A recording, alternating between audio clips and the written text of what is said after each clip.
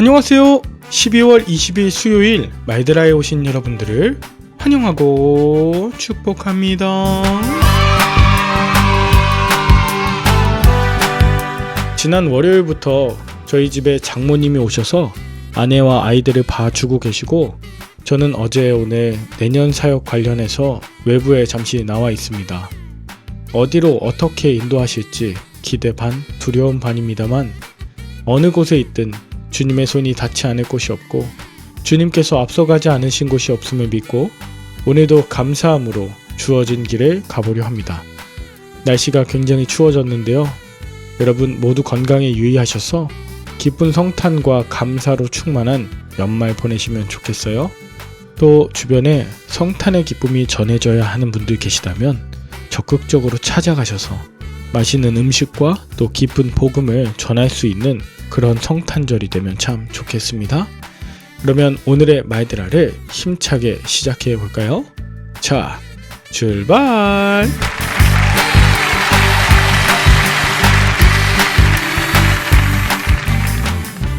오늘은 누가복음 1장 26절에서 45절까지의 말씀을 묵상합니다.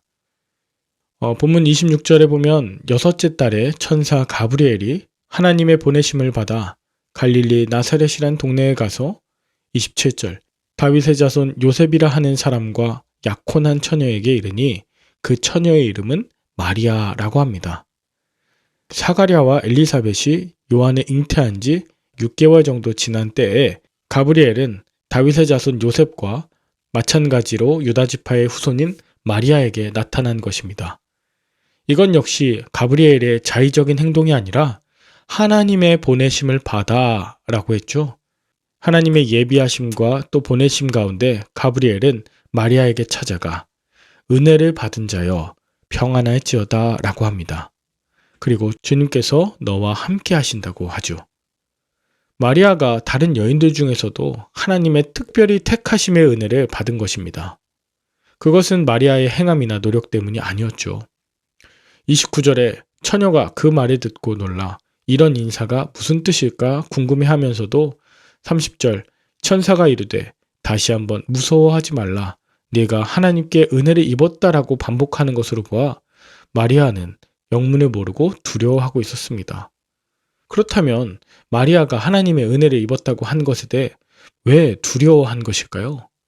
당시 유대인들은 하나님의 은혜를 입을 만한 어떤 행동이나 원인이 있어야 하나님께서 함께 하신다고 여겼습니다. 그래서 제사를 드리거나 또 율법을 온전히 행함으로 인해서 하나님께서 은혜를 베푸시고 함께 하신다고 믿는 그 당시 가치관 안에서는 마리아는 그러한 특별한 은혜를 받을 만한 자격이 없었던 것이죠. 참고로 신학자들은 수태고지를 받을 당시 마리아의 나이가 12세 정도 되었을 거라고 합니다. 게다가 우리말로 번역된 처녀는 젊은 여자라고도 해석되는데 말 그대로 소녀라는 뜻이에요. 그런 소녀 마리아가 살고 있는 동네는 갈릴리 지방의 나사렛이었습니다. 유다지파 사람이 북이스라엘에 속한 갈릴리, 그것도 아주 작은 나사렛이라는 곳에서 살고 있다는 건 여러모로 긍정적으로 해석되진 않습니다. 유대인들은 주로 남쪽 유다 지역에서 살았을 뿐 아니라 혼혈 정책으로 피가 섞인 북이스라엘, 그것도 이스라엘의 가장 북쪽 경계인 갈릴리 지역에 사는 것을 극도로 꺼려했을 뿐 아니라 그 중에서도 천한 시골 동네 나사렛이라니요. 마리아는 아직 남자를 알지 못하는 자였는데 요셉이란 사람과 결혼하기로 예정되어 있는 소녀라는 것도 주목해야 할 부분입니다. 참고로 유대인들은요, 당시 요셉의 나이를 90세 정도라고 추정합니다. 즉 늙은 요셉에게 여종과 같은 소녀가 약혼 관계라는 것 또한 긍정적으로 해석되지 않는다는 거죠. 저는 이 부분에서 열왕기상 1장에 다윗의 노년에 몸이 차가워 이불을 덮어도 따뜻하지 않아 젊은 처녀 하나를 구하여 그로 왕을 모시게 하고 왕의 품에 누워 다윗을 따뜻하게 하러 데려왔다는 수냄 여자 아비삭이 생각났습니다.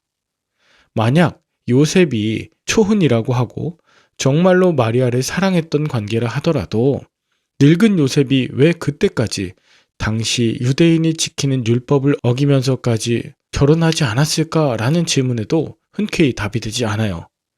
어쨌든 제가 말씀드리고 싶은 부분은 천사 가브리엘이 마리아를 찾아와 큰 은혜를 입었고 하나님께서 너와 함께 하신다고 하는 이 모든 것이 비천한 마리아의 입장에선 엄청난 일이자 너무나 큰 두려움일 수밖에 없었다는 것이죠.